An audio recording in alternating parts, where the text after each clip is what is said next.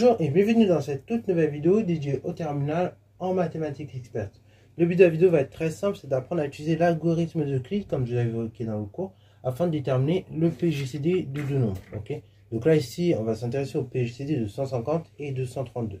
Donc pour le faire, on a un algorithme qui permet de le déterminer. Donc ceux qui connaissent déjà, vous pouvez faire l'exercice si ça vous amuse.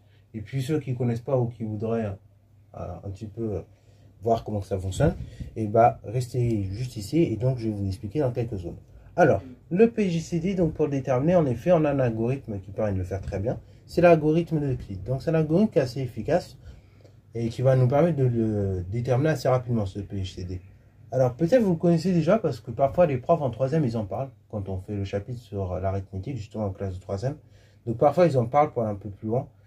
Mais en réalité, bon, normalement, vous ne l'avez jamais vu parce que depuis la réforme du collège, c'est-à-dire depuis au moins 2016, c'est une notion que l'on ne voit plus du tout en classe de troisième. Et maintenant qu'il se voit seulement en classe de terminale maths experte. Donc oui, malheureusement, pour ceux qui m'écoutent et qui viennent du Maroc, en France, on est tellement nuls. Bon, non, je ne vais pas cracher sur la soupe, mais c'est vrai qu'en France, malheureusement, pour ceux qui m'écoutent et qui viennent du Maroc ou d'autres pays, c'est vrai que ne soyez pas choqués si quand vous croisez des Français ou quoi, vous leur parlez PGCD, ça leur fait bizarre. Parce qu'en effet, c'est une notion pour nous qui se voit seulement en classe de terminale. Bon, moi je la connaissais un petit peu avant, mais je crois que je vous en parle un petit peu. Des fois, je vous en parle un petit peu vite fait comme ça, mais c'est vrai que c'est une notion qu'on voit bien dans le détail en classe de terminale et pas avant. Donc c'est pour cela que soyez pas choqués si vous, parfois, vous parlez avec vos enfants et tout, et que vous n'êtes pas forcément du même pays. Par exemple, vous venez notamment de Maroc, je pense souvent, parce que c'est vrai que c'est le pays où le bac m'a le plus surpris. Mais je crois que Sénégal aussi, ils ont un bac assez complexe. Bon, en tout cas, des pays d'Afrique, pour faire simple, ou même de d'autres pays, l'Asie et compagnie, que soyez pas étonnés si vous connaissez, des enfants ne connaissent pas, ou si les gens ne connaissent pas en France.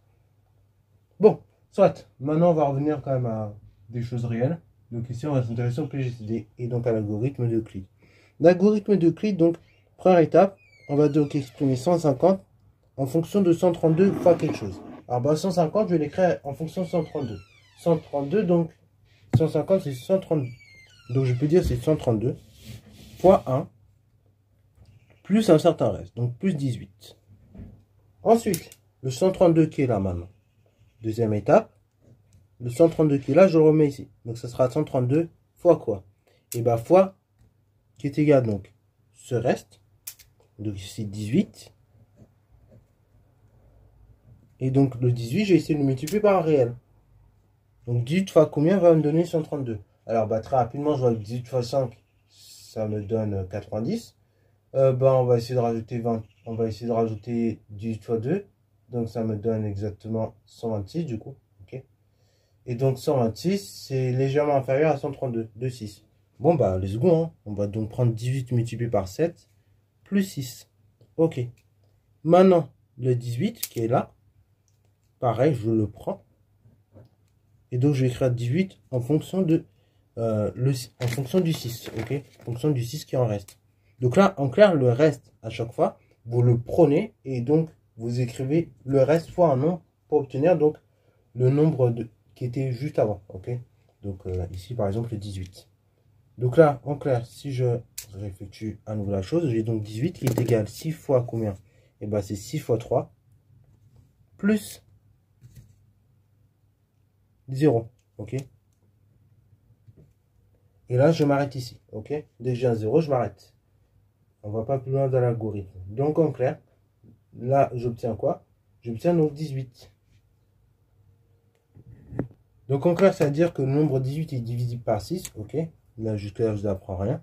Et surtout, deuxième chose, ça veut dire que le PGCD de 150 et de 132, ça va être quoi? Je regarde. Ça va être tout simplement égal au réel 6, Voilà. Donc, conclusion. PGCD de 150 et de 132, ça c'est égal à 6, Et pour vérifier que ce résultat est bon, vous divisez 150 par 6 et 132 par 6, et vous verrez, normalement vous avez des nombres premiers entre eux, Donc on le fait, 150 divisé par 6, il se trouve que je vais trouver un résultat de 25. 132 divisé par 6, dans ce cas, qu'est-ce que l'on trouve? Et donc quand on le fait, on trouve 22, Dans le cas de 132 divisé par 6.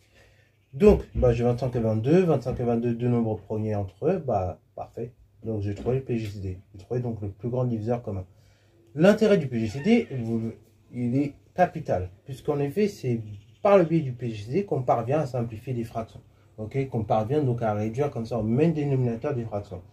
Ok, bah, par exemple, c'est par le biais du PGCD que vous détectez très rapidement que la fraction 15 sur 18 n'est pas simplifiée. Ok. Parce qu'en effet, bah, vous remarquez que 15 et 18, très rapidement, le plus grand diviseur commun qu'il y a aux deux, bah, c'est tout simplement égal à 3. Okay, et que si je simplifie par 3, et bah, j'obtiens bizarrement 5 sixièmes. Et là, 5 sixièmes, bah, 5 et 6, c'est premier entre eux. Donc là, ma fraction est dite irréductible. Ok, bah, donc, bah, c'est tout pour cette vidéo-là. J'espère qu'elle t'a plu. Si c'est le cas, n'hésite surtout pas à la liker, commenter et balance-toi en mathématiques et en sciences.